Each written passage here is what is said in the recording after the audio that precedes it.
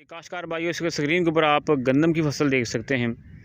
काश्तकार भाइयों, अगर आपने अपनी फसल गंदम को जो है बिजाई के वक्त पहले पानी के ऊपर या दूसरे पानी के ऊपर पोटाश नहीं इस्तेमाल कर सके आप या नहीं डाल सके, तो अब देखें कि ये हमारी गंदम की फसल के लिए बहुत ज़रूरी होती है ताकि इसके अंदर जो है बेहतर पैदावार लेने के लिए जो है वो सलाहियत पैदा हो सके। तो काश्तकार भाइयों, अगर आप एसओपी यानी आप जो है वो पोटाश इस्तेमाल नहीं कर सके, तो अब आपने क्या करना है। देखें, हम पोटाश दो तरह से इस्तेमाल कर सकते हैं। या तो हमने जड़ों के ज़रिए से देनी थी।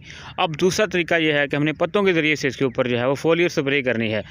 तो अब हमने जो है वो कौन सी स्प्रे इसके ऊपर करनी है जिससे कुछ इसको पोटाश मिल सके। तो इसके लिए आप ये स्क्रीन के ऊपर देख सकते हैं, ज़र पोटाश जो है इसे आप बतौर फोलियर स्प्रे इसे इस्तेमाल कर सकते हैं।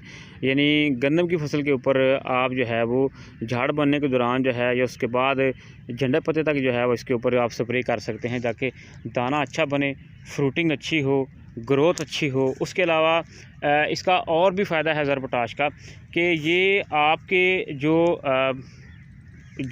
आपकी गंदम की फसल होगी उसकी ग्रोथ को बेहतर करेगी। अगर गंदम स्ट्रेस में चली गई है तो उसको भी बेहतर करेगी, ठीक है जी। उसके अलावा इसकी ग्रोथ रेगुलेट करेगी, यानी प्लांट को ग्रोथ को बेहतर कर देगी। क्लोरोफिल का जो अमल है उसे बेहतर कर देगी। उसकी वजूहात जानते हैं वो क्या है।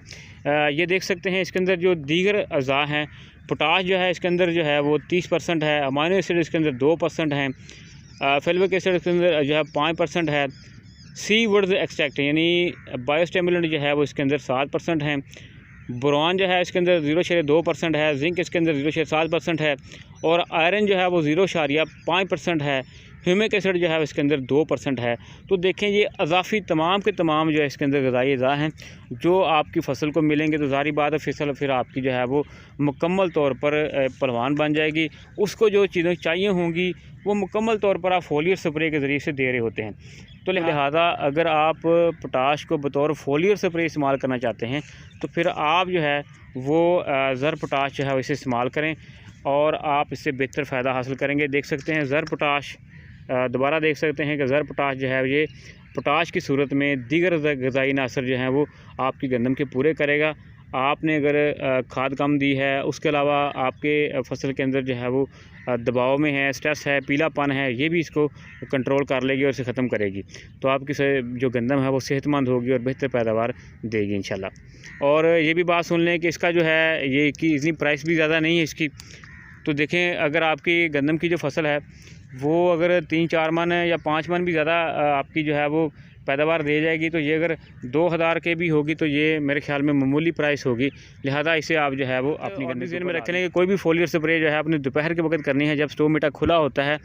सुबह के टाइम बिल्कुल नहीं करनी है। दोपहर के टाइम जब धूप निकली हो या आसमान क्लियर हो उस वक्त आपने जो है वो फोलियर स्प्रे आपने कोई भी करनी है ताकि जो पौधा है वो अच्छी तरह से खुराक लेकर पौधे के अंदर पहुंचाए या नालियों के अंदर पहुंचाए ताकि पौधा जो है उसे बेहतर तौर पर इस्तेमाल कर सके।